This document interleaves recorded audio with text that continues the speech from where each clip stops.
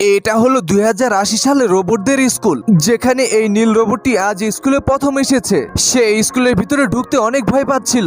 এরপরে সে তার ভয়কে জয় করে স্কুলের ভিতরে প্রবেশ করে। আর ক্লাসরুমের ভিতরে ঢুকা মাত্রই শিক্ষক তাদেরকে অনেক কঠিন একটি অঙ্ক করতে বলে। তার পাশে থাকা সবগুলো রোবটই সহজে অঙ্কটি করে তার স্যারকে উত্তর দিয়ে দেয়, কিন্তু নীল রোবটটি অঙ্কটি পারছিল না, যার কারণে তার উত্তর দিতে অনেক লেট হয়ে যায়, যার কারণে তার অঙ্কগুলোকে শিক্ষক ভুল বলে দেয়। এর কারণে তার মনটি অনেক খারাপ হয়ে যায়। এরপরে সবগুলো রোবটকে নিয়ে তাদের শিক্ষক একটি খেলার আয়োজন করে। সেটি হলো দূরের থেকে বল নিক্ষেপ করে একটি ঝুড়ির ভিতরে ফেলতে হবে। তখনই সেখানে থাকা সবগুলো রোবটই সহজে ঝুড়ির ভিতরে বল ফেলতে পারে, কিন্তু এই নীল রোবটটি বলটাকে মারলে সেটি ঝুড়ি পর্যন্ত যায় না, যার কারণে রোবটটির আবার মন খারাপ হয়ে যায়। কিন্তু তাদের আরো একটি খেলা রয়েছে, সেটি হলো সবগুলো রোবটকে একসাথে দৌড়াতে হবে আর তাদের দুই হাতে দুটি করে ভরা বালতি নিয়ে সবার আগে যেতে হবে। এরপরে প্রতিযোগিতা শুরু হলে সবগুলো রোবট তাদের বালতি নিয়ে সবার আগে চলে যায়, কিন্তু নীল রোবটটি বালতিগুলোকে নিয়ে দৌড় শুরু করলে সে বালতিগুলোকে নিয়ে পড়ে যায়। কিন্তু এরপরও সে আবার উঠে দৌড় শুরু করে এবং সে ফিনিশ লাইনের কাছে চলে যায়। তার আজকে দিনটি খারাপ হয়ে যাওয়ার কারণে সে অনেক মন খারাপ করে।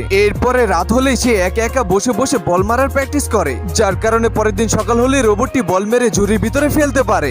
এবং তাদের ক্লাসের ভিতরে যখন টিচার আবার প্রশ্ন করতে শুরু করে, তখন নীল রোবটটি অনেক চিন্তা ভাবনা করে সঠিক উত্তর দিয়ে দেয়। এমনকি তাদের টিচার যখনই মানুষের বিষয়ে কোনো প্রশ্ন করতে শুরু করে, তখনই সেখানে থাকা কোনো রোবটই উত্তর দিতে পারে না। একমাত্র নীল রোবটটি মানুষের বিষয়ে সবগুলো সঠিক উত্তর দিয়ে দেয়, যার কারণে ক্লাসের ভিতরে থাকা সবগুলো রোবটই অবাক হয়ে তার দিকে চেয়ে থাকে। এবং নীল রোবটটি ক্লাসের ভিতরে পড়া পেরে সে অনেক খুশি